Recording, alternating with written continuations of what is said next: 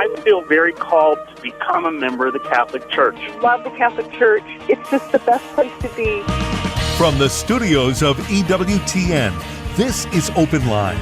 In North America, call toll-free 1-800-585-9396. That's 1-800-585-9396. Outside North America, call 1-205-271-2985. You can also send an email to openline@ewtn.com.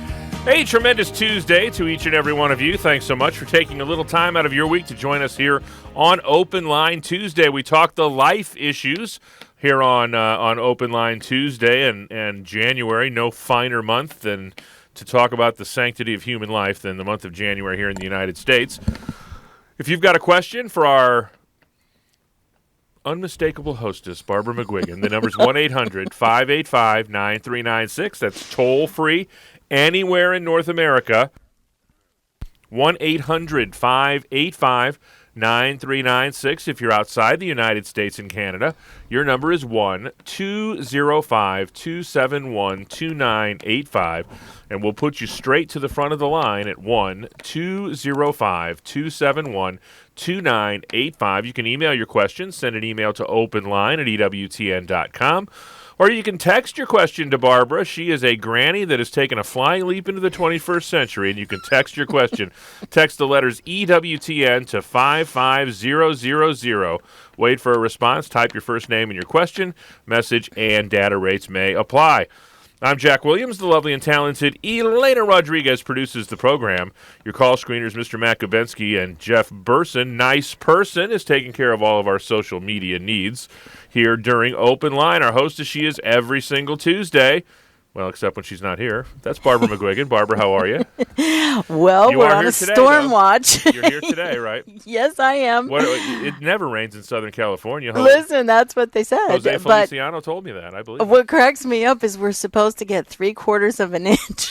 And then we're on a storm watch. So, but really, up north, they really had some hard things. We with know the it was funny flash because floods we had a major drought here this summer here in Alabama. Yes. We went it was over 70 days without rainfall. Oh. And we've almost made up. We're pretty close to catching up with the whole thing, but 2 weekends ago, we had some pretty substantial rains over Friday night and Saturday. And I was going past, you know those digital signs that the DMV puts out that they can tow behind vehicles and put them in various locations that'll flash messages. There was one of those. If it was daytime, I would have stopped and taken a picture, but it was at night. And it had the Stage 4 drought alert burn ban message with water gushing over the wheels of the trailer of the You should have put that on YouTube or something. Do a little skit. Yeah, it was quite ironic. I got a big kick out of it. So you've got a question for Barbara McGuigan. The number's 1-800-585-9396. Barbara, we've got an anonymous email that I want to read you. Okay. It says, one of my students has decided that she now identifies as a boy and wants everyone to call her a new boy name. I've known her for 10 years as a girl, and if I now call her by a boy name, am I condoning her choice? I am the instructor, so some of the students also look to me to make the first decision. Your thoughts? Okay, well, dear and good, anonymous, I'm hearing the countdown. I don't know about you, Jack. Testing 1, 2, 3. Testing 1, 2, 3. There's a toxic fog being spread by the transgender movement, and it sounds like you are right in the middle of it, anonymous. As Bishop James Conley said it so well, we are living in a time when ordinary human reason is quickly being replaced by, and I love this, the barren thorns of passion. Our entire culture has been caught up in a kind of sentimentalized and relativized tyranny of tolerance, he said. We vilify and condemn ever more quickly any sense of reasonable and ordered social policy. We have a vague sense that endorsing certain fashionable kinds of social and emotional disorders, including transgenderism, is a mandate of justice or a victory for civil rights, end quote. So now, what role do they expect you to play in this drama, which you rightly understand? They expect you to toe the line and call anyone by the he or she or z each wishes to be called, of course. But how will this help this little gal who now decides she wants to be a boy? You see, when an otherwise healthy biological boy believes he is a girl, or an otherwise healthy biological girl believes she is a boy, in your case, an objective psychological problem exists that lies in the mind, not the body, and it should be treated as such. Now, and keep in mind, and I know you know this, only indoctrination, at least in some part, could have influenced her decision, and I'm sure you know that. This is precisely yet another reason why La La Land, the GLBTQ movement, progressives in education, in the medical profession, in politics, in law, despise the Catholic Church. Why? Because Mother Church cannot, will not, deny that God created us male and female. Bishop Conley again. He said, "We will not confuse respect and compassion with capitulation to a tragic delusion. Our Catholic schools will continue to teach and live the truth because of our care for every student. We can only help students grow in holiness when we help them to live in accord with the truth. We will continue to do that no matter the cost." Now here's where you come in, dear and concerned instructor. You are being tested. If you stand for the truth, for the primordial divine plan spoken very clearly by Christ himself, who said, "Have you not read that he who made them from the beginning made them male and female?" Or if you want to look at Bishop Tobin, he said male and female, he created them. There was no third option. And I got to thinking, who was it, Google or Facebook, who came up with 68 genders, I think it was? Other options. And counting. And counting. This is insanity. Now, if you, by the grace of God and only by his grace, face this extraordinary, unreasonable obstacle with manly, gutsy, dynamic Christian calmness, by speaking the truth according to God's almighty plan for human beings, you will not be an accomplice to this poor little gal's gender dysphoria. So here's my suggestion. You don't need to advertise it, but calmly take her aside should the opportunity arise, and you can pray for a divine setup. I do that all the time, and God will provide the opportunity, in other words, and explain to her how you are going to need her respect and understanding of your beliefs. You know and love her. Tell her this, the way God made her. That's it. If she's Catholic, she should already know how special womanhood is and the important mission in life she has as a woman. If she's not a believer of any sort, most teens anyway are not as jaded as unformed adults. Thank her for respecting your truth and tolerating truth. And if possible, become her friend. There's a great chance she's in dire need of friendship, of attention, even of holy affection. You may be the first sign of opposition she has had, and it may just pique her curiosity. So accompany her, as Pope Francis says. Give her a good part in a play if she deserves it. This is the high road. I want you to take the high road, Anonymous.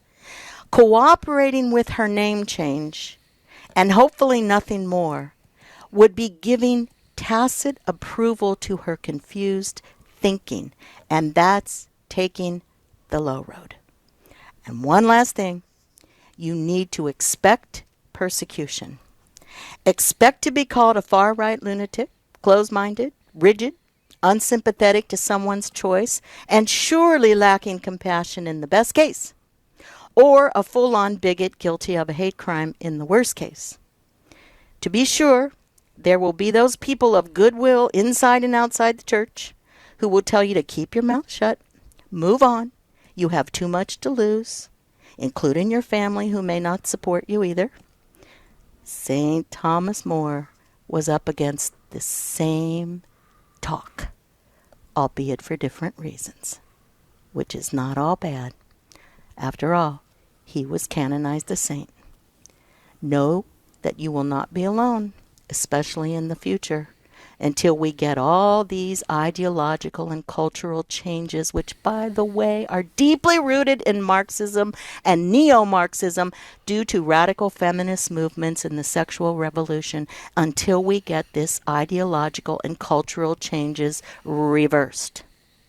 It took the last 40 years of indoctrination to inculcate them, especially in the last 8. It will take a while to get back to all that is good, true, and holy. Keep a heroic and living faith. You will have no regrets. I want to be there when somebody tells you to keep your mouth shut. 1-800-585-9396 is our toll-free number with your question for Barbara McGuigan, our very own pro-life warrior. EWTN's Open Line Tuesday.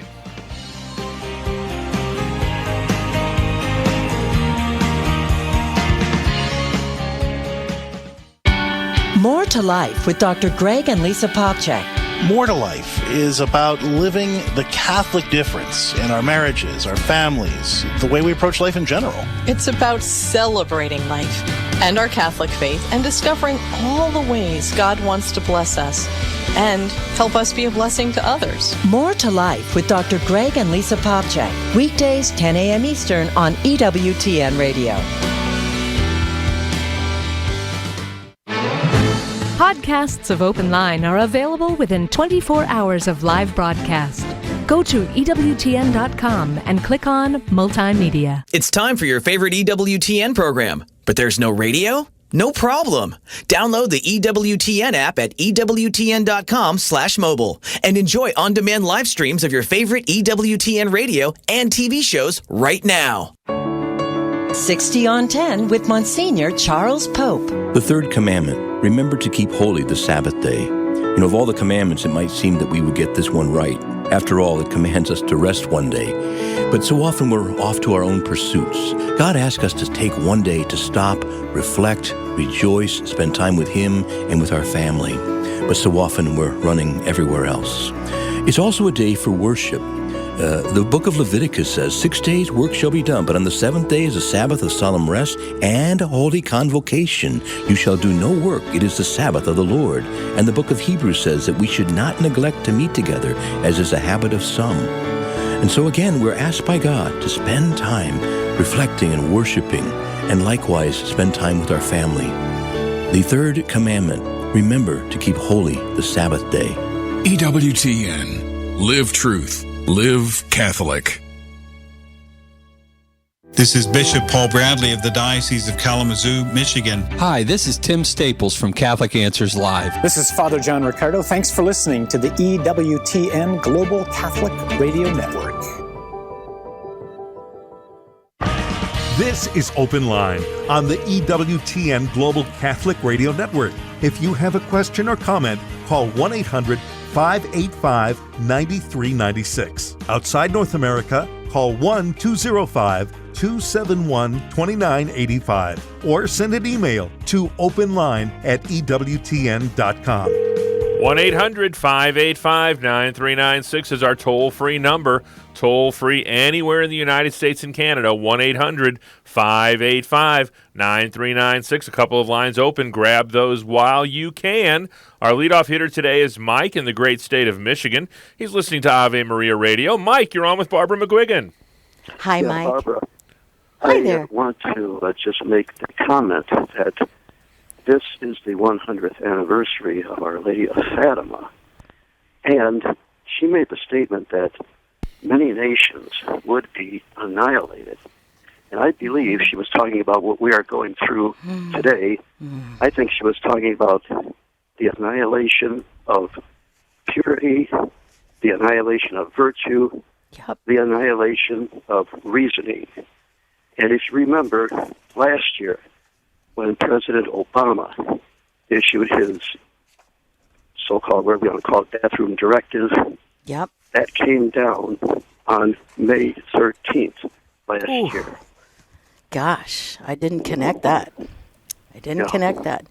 But you know, just last week on Open Line, I quoted Sister Lucia, and she wrote this letter to Cardinal Carlo Caffarra, and that's what she said. The final battle between the Lord and the kingdom of Satan, which gives me the chills just saying that, will be about marriage and the family. So what you're saying is spot on, Mike, and what do you think we should do about it? I can't make out everything that you're saying, so I guess maybe we better close it out right here. Oh, I think we might have a bad connection. You do kind of sound a little bit underwater to me, and I know you're not, but I surely thank you for your call, good man. Thank you, Barbara. Happy New Year. Same to you. Bye-bye now. 1-800-585-9396. That number's toll-free anywhere in North America. 1-800-585-9396. If you're outside the United States and Canada, we'd love to hear from you. Your number is 1-205-271-2985. That's 1-205-271-2985. You can also send Barbara an email. Her email address is openline@EWTN.com. Put something in the subject line like Tuesday or Barbara or pro-life, and we'll get that to the correct person. Or you can text your question to Barbara. Text the letters EWTN to 55000. Wait for a response. Type your first name and your question. Message and data rates may apply. Again, 1-800-585-9396 is our toll-free number. Barbara, we were talking a little bit about gender dysphoria with our emailer that emailed here just a little bit ago. What would you have thought if someone had proposed to you that this would be nearing epidemic proportions in our culture? Maybe 20 years ago. 20 years ago, what would I have thought? I would have thought it was a total delusional dream. That's what I would have thought. I never even would have dreamt something like this 20 years ago. But here, I mean, just in January, Jack, the National Geographic magazine, don't ask me what in the world this has to do with what they do, they put a little boy, a 9-year-old boy, calling on the front cover of their January issue, and it was the title was Gender Revolution. This is what they're talking about. But you know what they failed to address?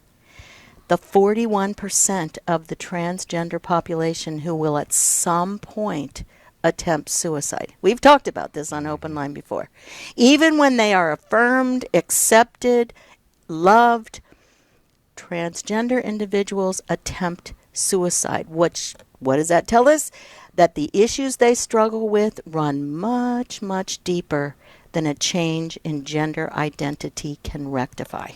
That's really the bottom line. Sex reassignment has never proven to be effective in resolving gender dysphoria for nearly half of this population of gender-troubled individuals. And that's the part, because I always carry a banner for the kids. You know, this whole idea, the American Pediatric Academy of Pediatrics has come out saying that transgender kids need help, not new hormones. And some of these kids are being set up, like this little kid being the poster boy on National Geographic magazine in January.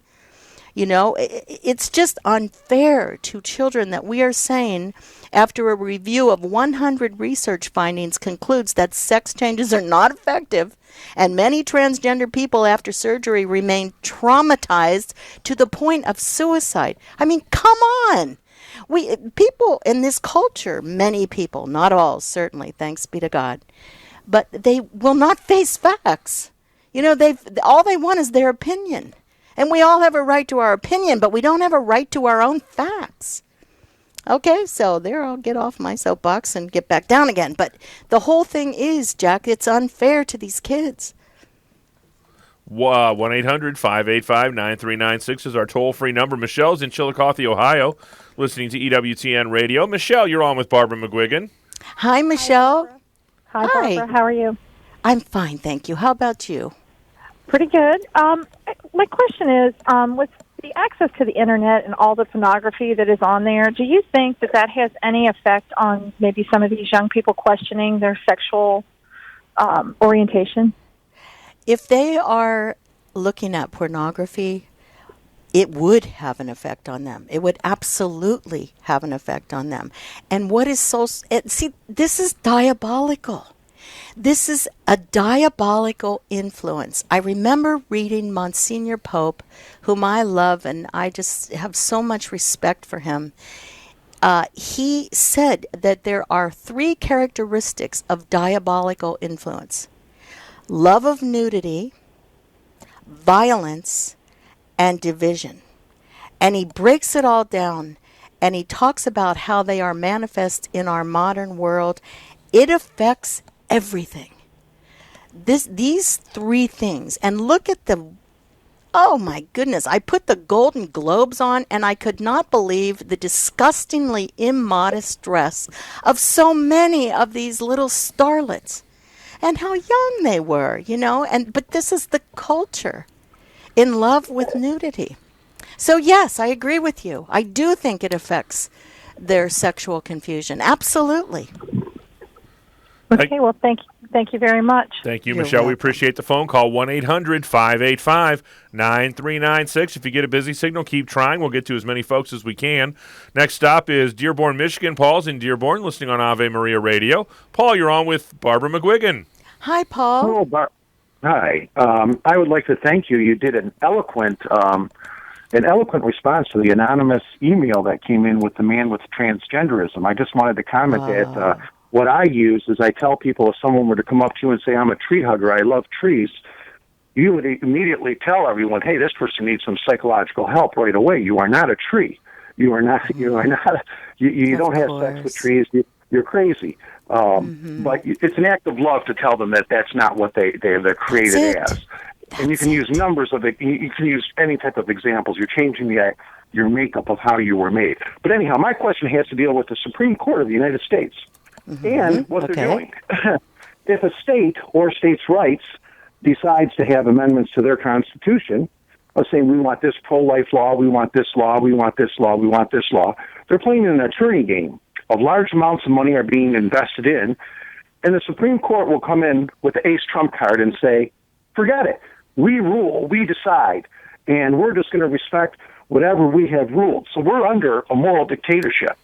And and I tell people this, until that Supreme Court justice is made up somehow, or they have some sort of change of hearts, it will only get worse. You can go and they can argue whatever they want. They're going to do what they want to do. They're dictating to our society based on the natural law, based on any type of right reason, any type of Judeo-Christian ethic, right? Anything like that. They're dictating whatever they want to do. And this is insanity in my mind. I mean, this is where people have to wake up and say, hey, wait, where's the church saying, hey, this is wrong with this country's, what we're doing here? Well, I agree with you 100%, Paul, and I think that's why we have President-elect Trump coming in to turn this around, because he has pledged to put in another Justice Scalia next. And as president, and hopefully if he can really keep his promises, we will have a restructured Supreme Court. So, yes, I totally agree with you. And this is a terrible problem that we've had in the last 8 years, and we have to. So, I have hope. Don't you have hope, Paul, for what's coming up? I have hope. I know we've got a lot of problems. I'm a realist, too. I have hope, but I'm a realist. Sure. I'm a realist, too.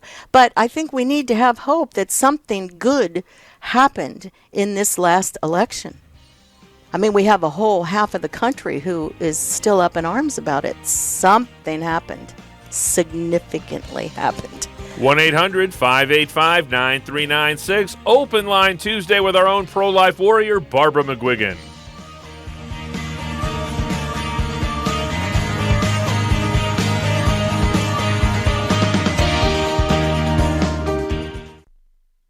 Father Larry Richards. You know, I'm from the city of Pittsburgh, Pennsylvania, and both of my parents, both of them, were police officers. My father was a police officer, and my mother was a police officer. They always thought I'd be a cop, too, and in some ways I am, a spiritual cop. But we keep doing what we do, and we come from wherever we come from, it doesn't matter. Where God is calling us is what's most important. Open Line with Father Larry Richards, Thursday, 3 p.m. Eastern on EWTN Radio. Podcasting is an easy way to automatically receive your favorite EWTN programs on your mobile device. And it's all at your fingertips. Visit EWTN.com/podcast and enjoy your favorite EWTN shows on your mobile phone right now. Living the Beatitudes with Father Bjorn. Blessed are the meek, for they shall inherit the earth. What does this strange beatitude mean? Well, Father Victor Feltz points out that George Bailey, in It's a Wonderful Life, embodies this beatitude. He has to sacrifice his bucket list items and his dreams in order to save the building and loan company of Bedford Falls. But by the end of the movie, he realizes that he's truly the richest man in town. The Beatitudes challenge our understanding of happiness both as individuals and as a society. They're paradoxical and they upend our priorities. We don't need anyone to tell us that good fortune, money, and success do often make us happy. But we wouldn't have thought that the road to riches in God's kingdom is paved with meekness. It doesn't mean denying your gifts, but it does challenge us to allow others to have the spotlight and to approach them with gentleness. Blessed are the meek, for they shall inherit the earth. EWTN. Live truth. Live Catholic. Hello, this is Bishop Robert Baker from the Diocese of Birmingham in Alabama. I'm Peggy Normandin, but you can call me Catholic. Hello, friends. This is Father Wade Menezes of the Fathers of Mercy. Thanks for listening to the EWTN Global Catholic Radio Network. Tomorrow on EWTN Radio's Open Line, Father Mitch Pacwa takes your calls about the Bible, the Church, and the writings of the Pope. 3 p.m. Eastern on EWTN Radio. This is Open Line on the EWTN Global Catholic Radio Network. If you have a question or comment, call 1-800-585-9396. Outside North America, call 1-205-271-2985 or send an email to openline@ewtn.com. 1-800-585-9396. One line open for you, 1-800-585-9396. Next up is Doris. She is in Lawrenceville, Georgia, listening on a Blaze Radio. Doris, you're on with Barbara McGuigan. Hi, Doris. Hi, Barbara. How are you today? I'm doing just fine. How can we help? Well, I was listening to, I kind of had two questions, but I will take the one about the transgender, and I was watching something that was sent to me from a person who is becoming a Marine, is in the cadet service at the Citadel. And it was coming through, and there was a program on there that was stating the people that want transgender surgery are actually joining the military because they can go through the military and then they can get the surgery for free. For free, paid by us taxpayers. Yep, I know all about that. I'll tell you something. We in California are paying $100,000 approximately, which you can understand why some doctors are chomping at the bit to do these surgeries, for a sex change operation. $100,000 for a convicted 57-year-old murderer. He will be changed into a woman in prison, and the taxpayers are covering this. I'm speechless when I read something like this, Doris. I'm speechless.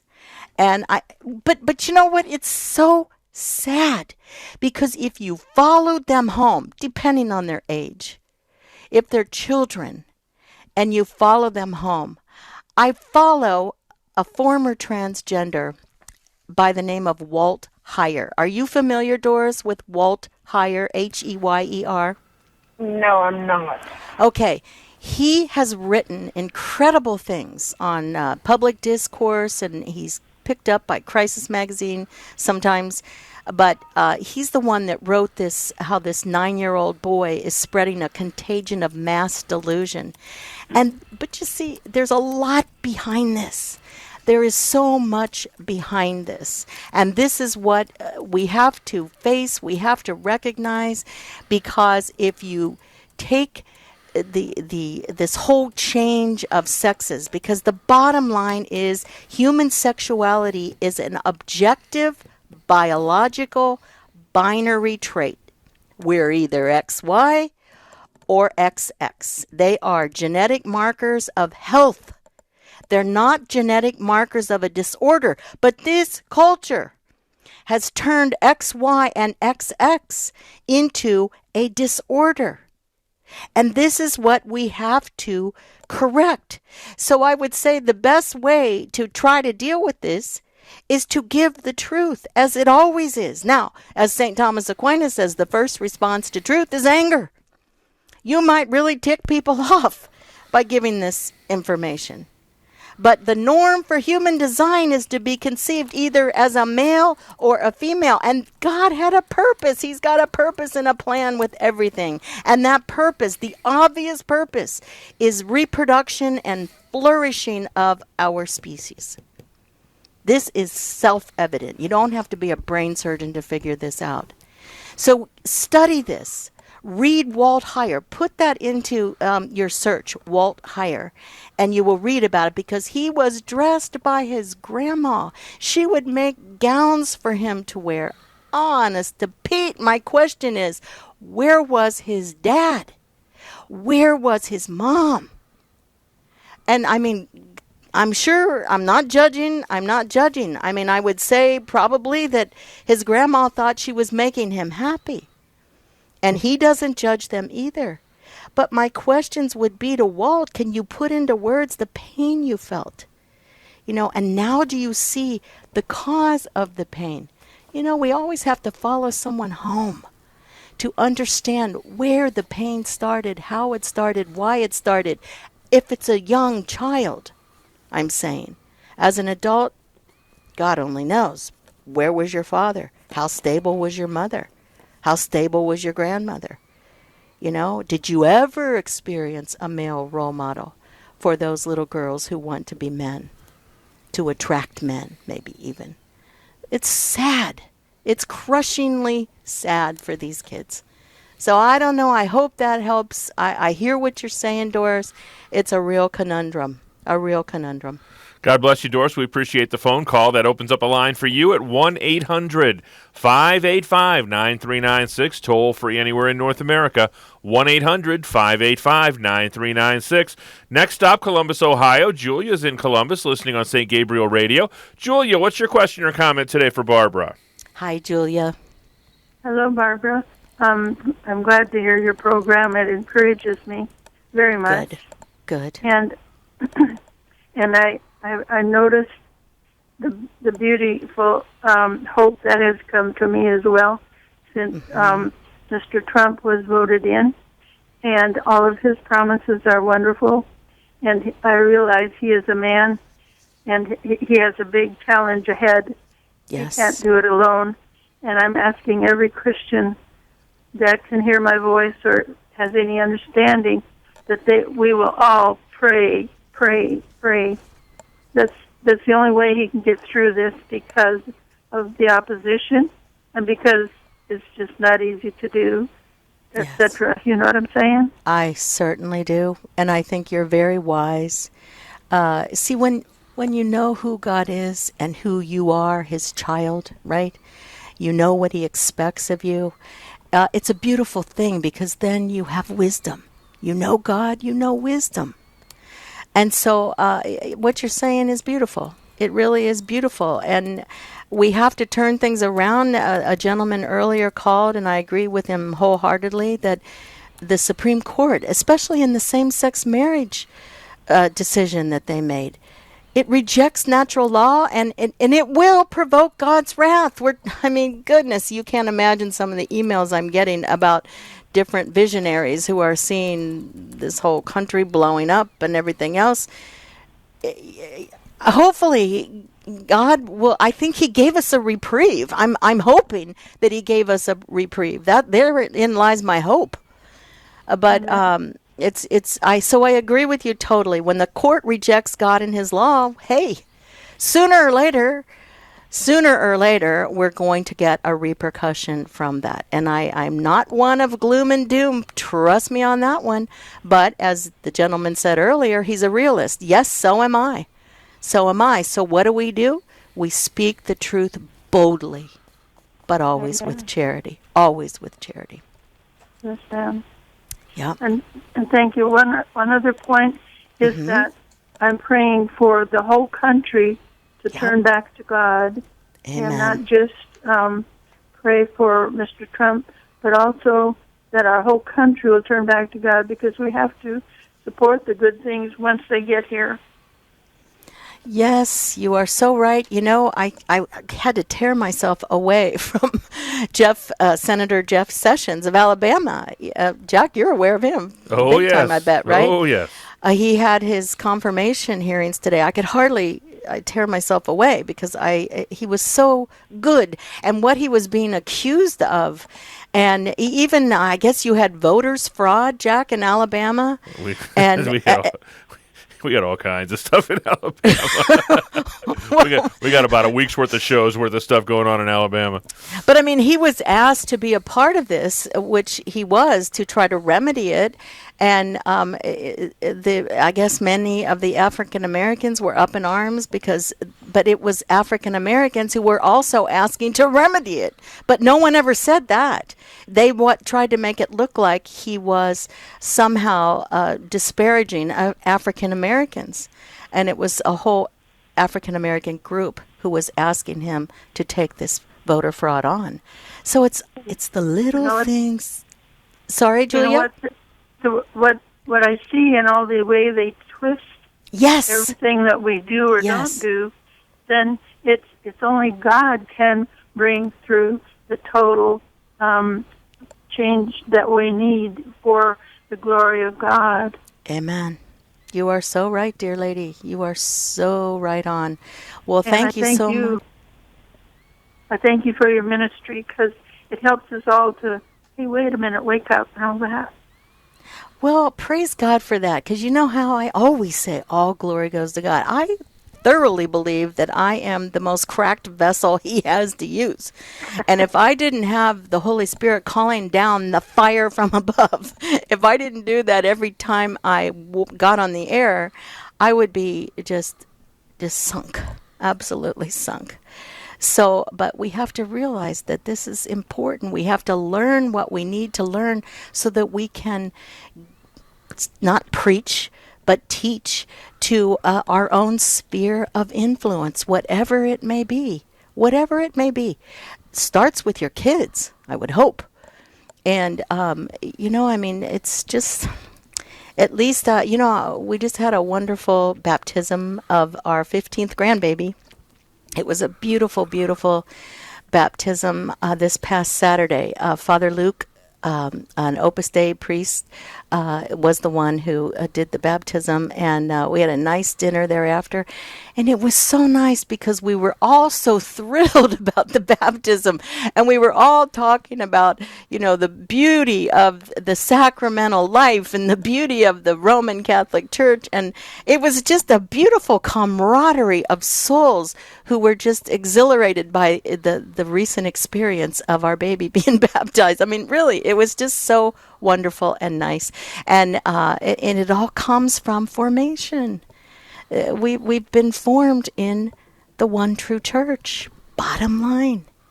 So God bless you, dear heart. I'm thankful that you called, and we can't lose hope. We can lose human hope. I was losing human hope there for a while, weren't you, Julia? We can use... Yes, we can lose human hope, but we never lose hope in God. I remember Father Paul Mark saying, he said, I've lost all human hope, Barbara. And I said, oh, Father, I said, it's hard. I know it's very hard. And, of course, he was the pro-life saint, really. But never lose hope in God. God's in control. 1-800-585-9396. Still plenty of time for your phone calls at 1-800-585-9396. You can carry EWTN with you everywhere you go now. By downloading the free EWTN app, you can enjoy EWTN live TV and radio streams with audio and video on demand. EWTN News is available, program schedules, prayers, and devotionals. Included free is even a full RSV Catholic Edition Bible and Gospel of Mark audio from the Truth and Life New Testament audio Bible. You can download all of it by downloading the EWTN app at EWTN.com/mobile. We've got a YouTube question from Jose in Rhode Island who's watching on YouTube. He says, how would you start the conversation to explain the need to avoid all forms of contraception to a soon-be fiancé that is a practicing Protestant? We have a chaste relationship, but she has an open mind to contraception once married. Well, that's a very good question. How would you start the conversation? I think, first of all, I would want to hear her views. I would want to, or the fiancé, if it's he or she, you would want to hear her views. And she's a practicing Protestant, is what you said, right? Yes. Okay, well, there's a small group of Protestants who are very much against artificial contraception, but I would say probably the larger community is not. It's not one of their church's teachings.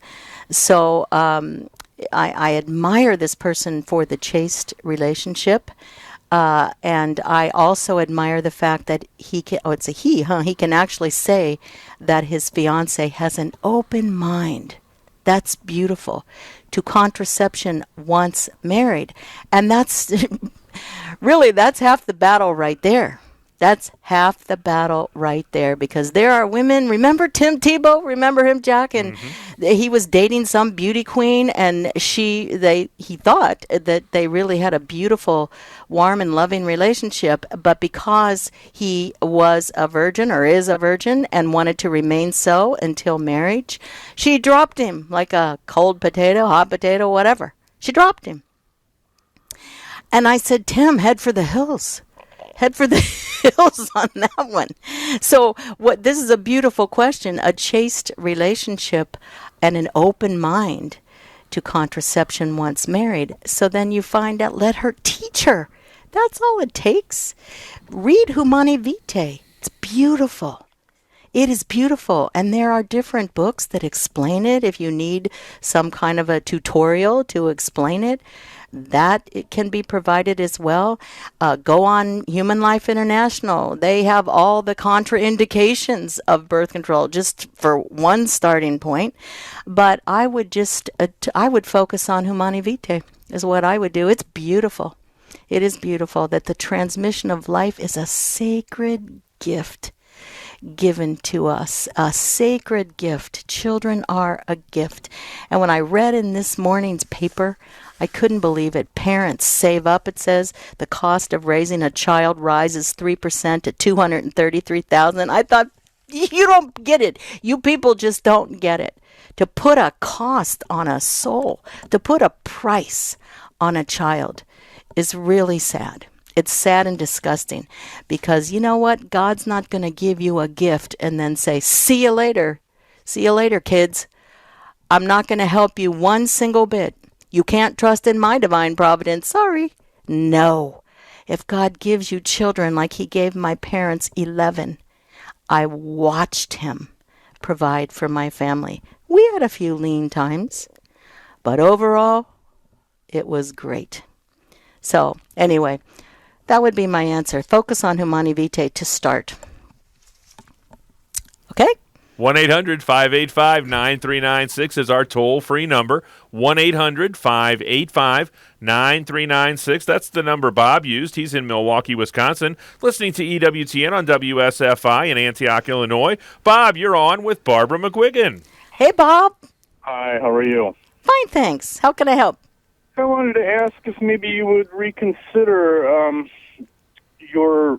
It kind of sounded like your praise of Jeff Sessions.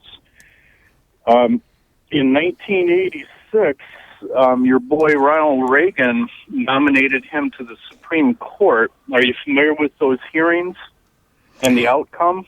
No, I am really not. You're not. In 1986, he was nominated to the Supreme Court and was sent packing from those vetting hearings in the Senate back to Alabama, where he's been ever since, because, and you can look it up yourself, he was frankly deemed too racist to be in the position.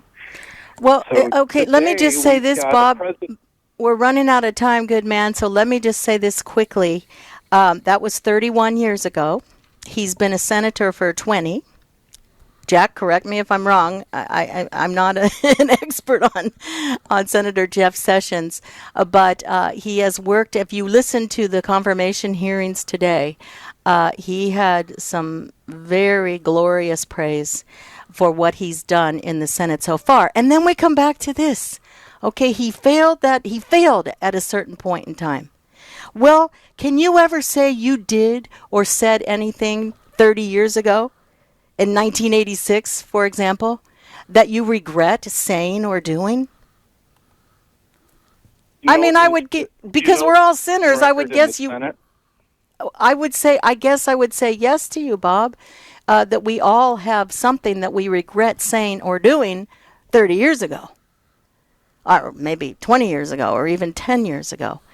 Okay, this is where forgiveness comes in. He really has been set up with a lot of good comments with his 20 years so far in the Senate. 1-800-585-9396. Next up is Sammy in Baton Rouge, Louisiana. He's listening on 1380 AM, Catholic Community Radio. Sammy, you're on with Barbara McGuigan. Hi, Sammy. Hey, thanks for taking the call. I'm going to try to say this as quick as possible. Okay. I know we got limited time.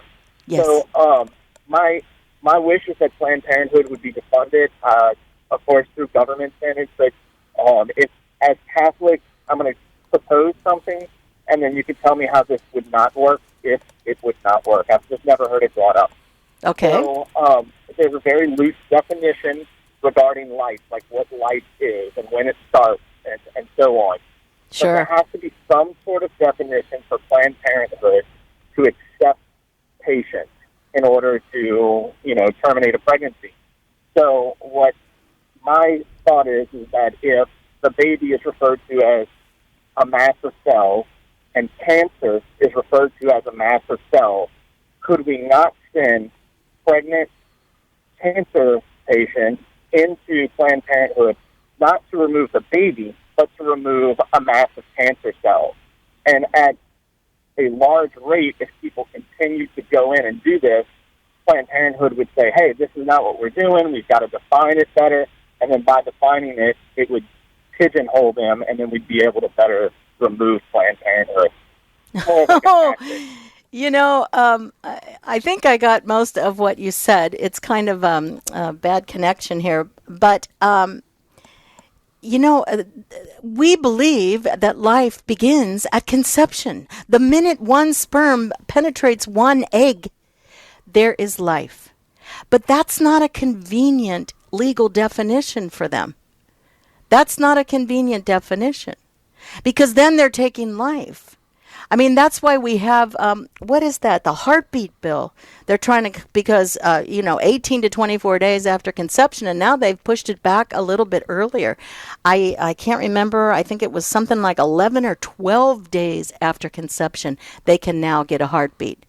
And that's why they're trying to pass these heartbeat bills. And Planned Parenthood, this is their business.